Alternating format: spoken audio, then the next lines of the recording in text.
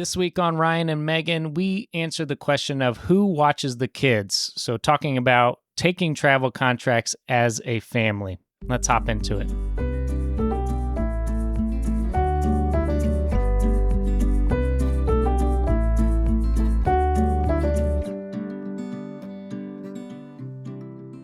Welcome into episode 21 of the Ryan and Megan podcast. We are two traveling physical therapists. What makes us unique is we're traveling with a family now. We've got two young kids and we've been on the road since 2020. So we've got a little experience under our belt now. But today we're going to be talking about who watches the kids while you're traveling. And this is kind of continuing the series we started. Yeah, like a small family travel series, really. Yeah, just a little tiny one, focusing in on how to do it with a family. This would be probably, I don't know, would you say the most important question? One of the biggest logistics you got to go over, and then probably one of the number one questions we get asked when pertaining to how do you travel with kids or how do you travel as a family? Because there's lots of options. There's lots of answers to this question of who watches the kids. And the logistics of it change depending on the couple. So Megan and I are two traveling physical therapists. Before we had kids, both of us worked because we could. Yeah. But there's different combos out there. You know, our friends are a traveling PT and a traveling speech language pathologist. There's traveling OTs, speech therapists, nurses. And then you have the combination of couples that are one's in the healthcare field, whether it's a travel nurse or travel therapist, and then their spouse is doing some other remote work, usually is the case. And so what do you do in the scenario of like when you first have your kid or you have kids and you're starting into travel? What do you do with them? Because you got to do something with them. Yeah. So I think during this podcast episode, we're just going to kind of talk through a few different scenarios of options of what you could do. Obviously, you have to kind of go through and pick what you think your priority with your family is. For us, our priority is for one of us to be home with the kids. And so that definitely steers and drives our decision on how we kind of set up ourselves at the contract. Well, before we hop into it, if you could consider leaving us a review, a five-star review, wherever you're listening to this podcast, whether it's on Apple or Spotify or wherever. Or if you're watching us on YouTube, leave us a comment, hit that like button, consider subscribing. Giving us a review on the podcast just helps our podcast grow and get to more people who are interested in this travel, healthcare lifestyle. So we appreciate that. We thank you greatly. Now back to it. So let's go right into one of the first options for traveling is switching, what we're calling switching off who takes the contract. So if both of you are still really motivated to work, like I'm a stay-at-home mom right now, but if I really had large concerns about letting my license or my resume kind of lag. Or your skills as a clinician. Yeah. One option to kind of keep everybody up to date, if you're all on that same page, is to switch off who's taking a contract. And travel really sets you up well for being able to basically switch off who stays home with the kids. Yeah. I think this is the first option many team travelers consider because both of you worked hard. Both Megan and I went to a lot of schooling. We both have our doctorate of physical therapy. We've paid a lot of money for those 2 degrees. And so it's kind of hard where you're just a few years out from school, graduating, and then you have your first kid to just kind of pack that away and feel like, oh, well, one of us didn't need that degree or one of us didn't need to pay for that schooling. And so I think people are really motivated to keep their skills up because they enjoy what they do. They enjoy the profession. They enjoy working with patients. And so this can be a great kind of compromise where one of you, if it was us, Megan might watch the kids for one contract, I work, and then Megan goes into the clinic, and then I stay home with the kids and watch them. So I definitely think that is a great option for people out there wanting to keep their skills up. Now, just a little caveat on the skills part. One thing you can do if you kind of travel a hybrid lifestyle like we do, where sometimes part of the year we go back to our tax home if we can, and we work there, or I work a contract there. Sometimes when we're home and we have a little bit more options of family watching our kids, some people who we trust, then Megan will do a little bit of PRN work in the area. So it's definitely not full time. I wouldn't even say it's part time. It's like a couple of days here and there. But even that can help kind of keep you in the groove, keep you in the therapy mindset. Yeah, and it keeps an employer on the resume during that time frame as well, which is just good to, keep things up to date. Yeah, that is an option. Just keeping exposure, and then PRN at the same time can let you get some experience in different settings as well. If you're PRN for a few different companies or companies who have multiple different setting opportunities, that's a really good option for keeping yourself diversified. But we have known some couples who went into travel having kids, and that's what they did. They switched off. I can't speak to, like how that transition went between the flow of one parent being home and then switching to the other parent. But especially when your kids are young, they're very adaptable.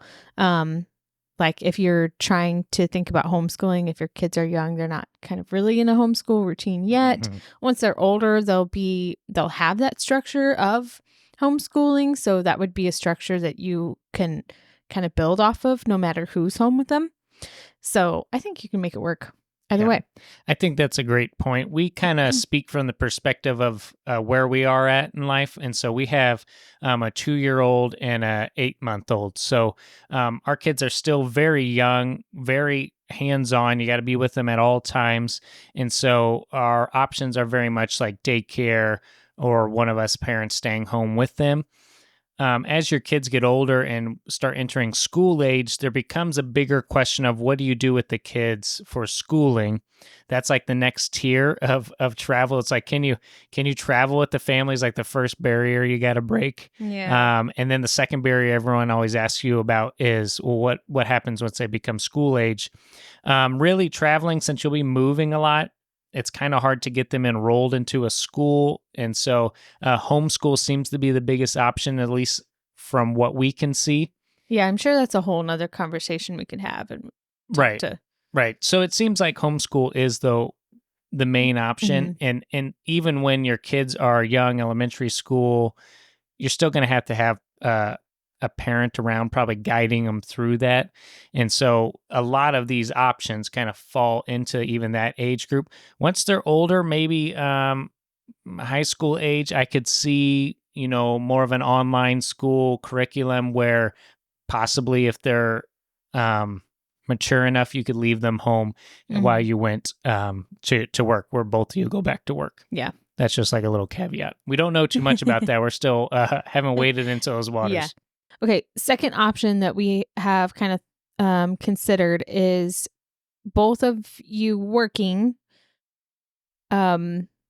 essentially one contract. So there's one contract that's open for 40 hours, and you would have to propose and ask, are you okay with employing 2 therapists to one work 20 hours and the other work the other 20? Yeah, we kind of gotten this idea from our friends Jared and Whitney over at the Travel Therapy Mentor page. They don't have kids, and so they're not using it for that function, but they take a lot of time off. And then sometimes they, every so often, take a travel contract to keep up their therapy skills. They're also fellow physical therapists. But they don't necessarily want to work full time, a full 40 hours. So what they've done is, if they have a great contract location they want to go to, whether it's Hawaii, Alaska, or wherever, sometimes they go ahead and ask the facility, hey, I see you have one full-time position. We are a travel team, but we want to work part-time. Is it okay if we split our hours, split those 40 hours? So whether it's like one of them takes 20, the other one takes 20, that seems to work. Or maybe even a different lopsided, 80%, 20%, where Yeah. one of them's in the outpatient clinic 3 days, the other one's in the outpatient clinic the other 2 days. That could honestly be a good option for travel families, wanting to split and not take maybe a full contract off with their skills, but maybe, like for if it was us, maybe you were in the clinic 1 to 2 days a week, and then I covered the rest of the days. You would just have to check and see how it would work with the travel company. Obviously, your stipends would be paid for like the days you were in the clinic working. Yeah, sometimes there are thresholds for your stipend to be paid out, which is important to consider because your stipend can be a large chunk of your pay.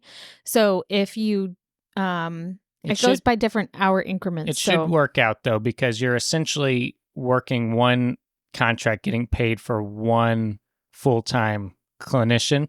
So like if you worked 2 days, you would get paid out those 2 housing stipends, and then I worked the 3 days, so I'd pick up the other 3 housing stipends. So it should work out well, and then you would just have to kind of figure out benefits, and so health insurance, that type of stuff with the travel company, which can be different between every company. Yeah. And if you carry your own like health insurance, or if you've listened to our episode on the health share, if you carry that, it's much less of a large concern to have to cover that.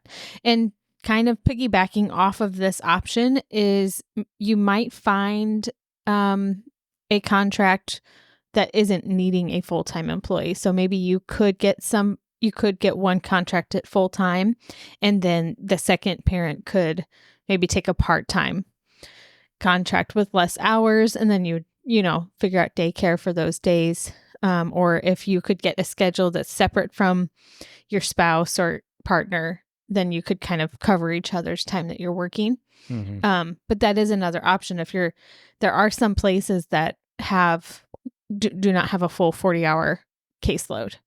Right. You just have to, just more things you gotta line up and ask on the interview, and it doesn't hurt to ask. The worst case scenario, they're going to tell you no, and then you adjust. So I think that's a really great option. Another option too is sometimes we have gotten one contract with a company, and then they've needed a second therapist.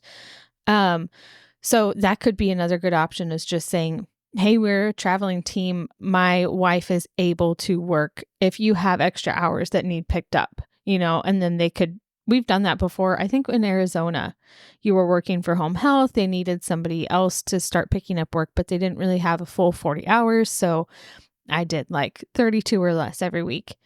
I would say even more so in the home health sector. So if you're in the home health setting, a lot of times home health companies might bring you on part-time, paid per visit. So, if they just have a few visits they need to pick up every so often, every few weeks, then you can get paid per visit. So definitely some options out there. Again, if you're both at work, you got to figure out something to do with the kids that would lead more to daycare or a live-in nanny. But if you can split some time and one of you's home, then that can be really great. Third option, like you were saying, is just if you're both working full-time, you do have to find daycare. You have to decide if paying for daycare is worth it. Washes out. Or if you have somebody in your life that you trust who is able to travel with you as a full-time nanny. We have done that, and it was a really great option. We covered her housing. We covered her food. Like if we ate out, she could eat anything in the house. If she wanted specific things, she would go ahead and buy it. And then we paid her, for her work.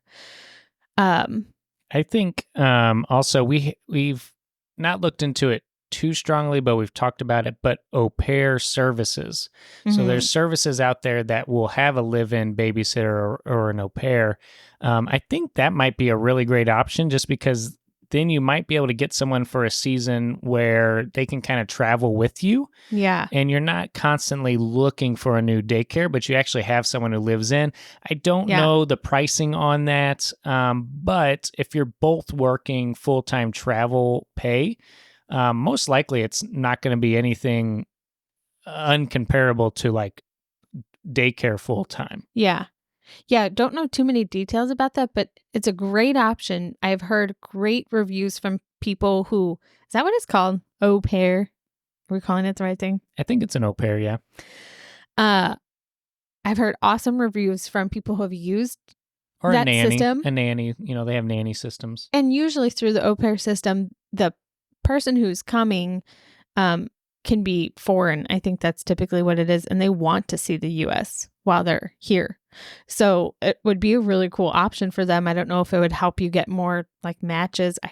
Like we said, we have no idea how this system works, but it might help you get more people interested if you say, we're traveling the country and we need you to come with us. They might like that. So that could be a really good option. Some considerations with bringing someone along would be you got to have a place for them to stay. So I know when we brought our family member with us, that meant we weren't in the RV at that time, but we had to rent a home with more rooms. So she would have her own room, kind of have her own space. So you got to take in that cost also. There's food cost. You got to feed them on top of paying them for watching your kids. So there's just some logistics you have to look at. But again, you got to do something with your kids. What are you going to do with them? It's a really great option. Yeah. Now, daycare, we've not done daycare in somewhere, on travel contract. What we've heard is it can be beneficial that weeks before you go, looking into some daycares down there. We hear it's kind of hard to get into certain daycares depending on where area you're at. Yeah. So it sounds like it can be kind of a challenge. Tricky. Could be doable, but again, you're going to be on heightened alert of you want to send your kids to the correct places. So just be careful with that. Well, there's not only the concern of wanting to find a place that you're confident in, but there is also the concern of getting your child into that daycare because there are wait lists and, people who sign up for that. And I don't know if there's a time constraint on like if you're allowed to bring your kid for 3 months out of the year or if it's kind of like a school year sign up type situation. So those are things you would have to consider with a typical daycare situation. We don't have experience in this, but if you did have a parent that was retired and really wanted to be around the grandkids, I think that could be a great option. I always have up in my head a dream of, grandparents coming in with an RV. So like they could be in an RV slot right by us, or at least in the same RV park. And then they, those are someone you trust to watch your kids.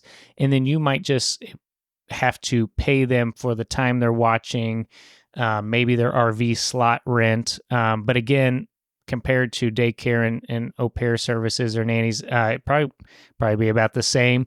But that could be a really fun experience because then the kids get to be with their grandparents and you get to travel out to see the country with family. Yeah, that would be really fun. Yeah, our parents aren't retired yet, so that's not an option yet. They don't own an RV.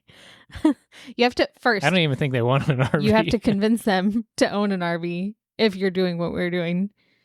Then they have to retire. Right.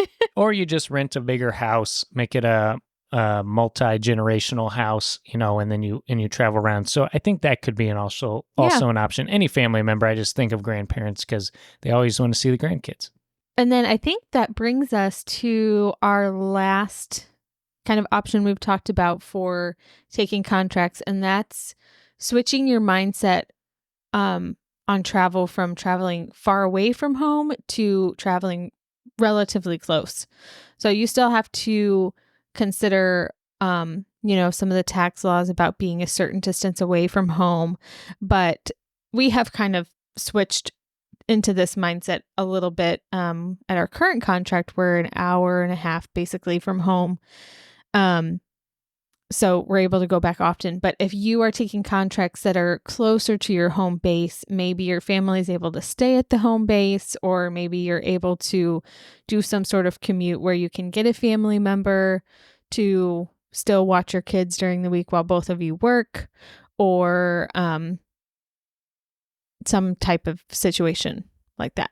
Where that does come into factor is if, again, you're doing the hybrid lifestyle and you are back in your tax home, then that might be a good time. If you're there part of the year, then you are set up with a daycare or you're set up with a family member, and then they can watch them, and then maybe both of you work at that time. Mm-hmm. And then when you're out on travel contract away from your tax home, then you would go to one of these other options where you switch off contracts or one of you stays home. Mm-hmm. I think that's probably important to explain what we do right now. Yeah, I don't think we mentioned just the option of one person staying home.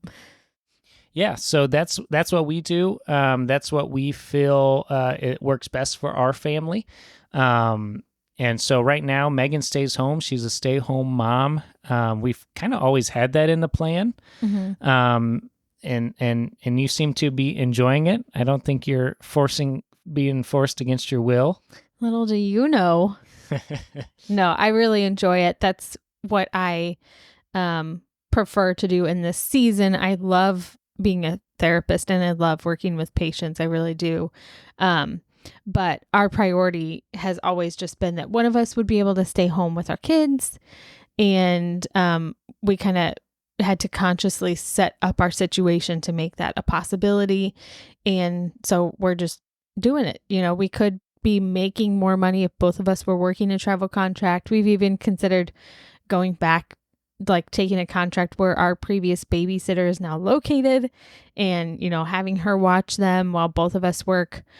We could do that in the future, but, you know, for right now, it's just Ryan working. I know going from 2 incomes down to 1 income was a big jump. It was a big setback financially, but we kind of knew it was coming. And we also had the desire to have Megan home with the girls at a very young age for their development. So it financially, like if you just looked at the numbers, it seems like a big issue. But we feel like we're gaining so much more with Megan getting to be there, and it's not just us giving our kids off to someone else and letting them teach them, if that makes sense. And so that was something we desired in our life, to have Megan be home with them. And so we just had to kind of juggle some things around, and that's what we're doing right now. And in the future, that might change. We're not stuck in our ways to anything. And again, we might take a season or a contract and both of us work so we can make a bunch of money and pay off whatever we want to pay off. But right now, we feel pretty happy with that, and we'll see how it continues. Yeah, we kind of view like being home with the girls as an investment in and of itself. So we're, you know, we're not making extra money, but we are kind of investing into them, investing that time into memories. Mm-hmm. I think that's a really great way to put it, because not everything is financial, not everything is numbers, and that's a great way to kind of look at it, as like investing into our kids in a very special way. So enjoying that. Yeah. But I think those are our major options for how would you actually take a contract after you've got kids. What does that look like logistics wise? What do you do with the kids, you know, as a travel family? And so hopefully that was helpful. If you are looking to get into travel and you need some recruiters, we would love to send our recruiter recommendations to you. We have a link down in the description. You can also email us at ryanandmeganorear@gmail.com. Asking for some recruiter recommendations. We'd love to share those with you. They're recruiters that we trust. They really help make the process easy and the first experience good. Reach out even if you're just thinking about starting travel. It doesn't hurt to get connected. Well, let's go ahead and hop into what's been good, what's been poopy. Megan, what has been good? We had a crazy March, and now it's April, and we've had a couple weeks just to kind of settle back down in and be at the RV. Was that my good last time? Might have been. I don't know, but it's good to kind of just settle down, get to take a break from the race of everything. But I know you're going to ask what my poopy is. What's been poopy? And it's been that the RV park smells like poop. Yes, we've been having some stinky breezes coming in. It's partly, I think, Missouri farmland. Also, we're by the river, and we've just had a big rain, so a bunch of fertilizer. Yeah, it definitely was after the rain. I don't know. Fish up on shore. Yeah. It's just been a little stinky where we're at. Yeah. So. Yeah. Oh, you took our diffuser down. I put the diffuser right here to make things smell better. Move that. Didn't want it to distract. Yeah, it felt weird in the shot here if you're watching on YouTube. Ryan, what's been good? Yeah, what's been good has been I have been really wanting to upgrade our RV propane system from 2 20-pound tanks to 2 30-pound tanks. I had been looking at stuff at like Tractor Supply, Lowe's, all those big box stores, and they were kind of expensive. And then for some reason, one night I was like, oh, well, maybe I'll look on Amazon, which I didn't think. Such a weird thing to look on Amazon. I know, for. I didn't think they would sell propane tanks on Amazon, but they do, and they are cheaper. Shipping is still free. And shipping's still free. They literally shipped me 2 big 30-pound tanks to the RV park, and then it was a really easy modification. I just needed a little taller threaded rod, unscrew the old threaded rod, put in the new, and boom, we just added 20 additional pounds of propane. Should have done this in the winter. We should have done in the winter. So now that we are stocked up, we don't use, if you don't RV much, how our RV is set up, really we only use propane for like cooking, and you don't use that much. It's very efficient. In the winter, it runs our furnace, so you use a whole lot more. But I'm really excited. That went well. If you don't follow us on Instagram, go ahead and go over there, look for Ryan and Megan, and I put a little reel up of our That literally was probably the fastest and easiest upgrade you've ever done.